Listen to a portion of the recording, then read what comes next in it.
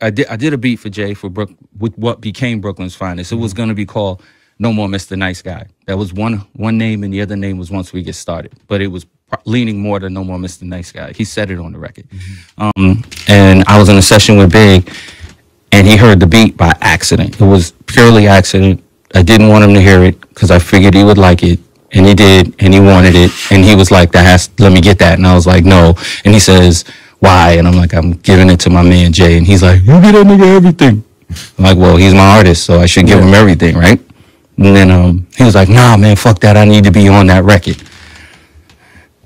I still don't know what made me say, all right, just come to the studio and wait. Big. No, it was big. And wait in the car.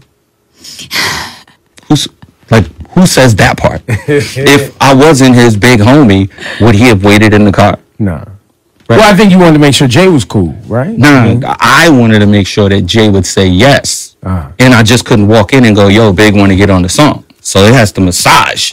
So I get in the studio, I lay the beat, Jay goes in, he does the whole song. And then I'm like, yo, you should let Big on the song.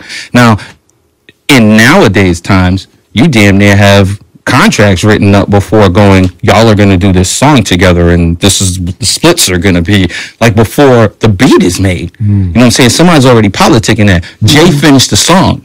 And I was like, yo, you should let Big on it. Kind of wrong for that.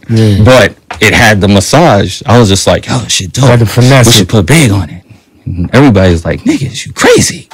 And Dame was like, nah, and fuck that, because we ain't giving Puff no money. Like dead seriously, that's how it went down. And then Jay was like, well, we don't know him. And I was like, well, you know I know him. He's like, well, if he want to get on it and you can make it happen, cool. But Dame again says, but we ain't paying Puff no money.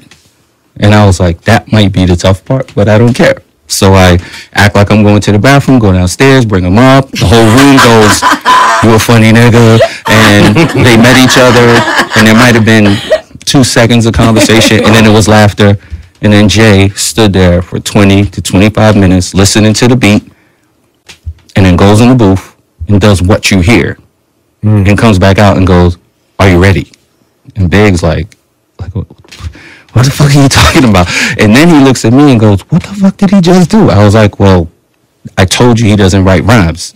Like, he thinks them, and he goes in and he does it. And he was just like, Clark, that shit was crazy. I was like, I told you my man's ill. And then he was like, no, I'm not ready. I'll come back for this.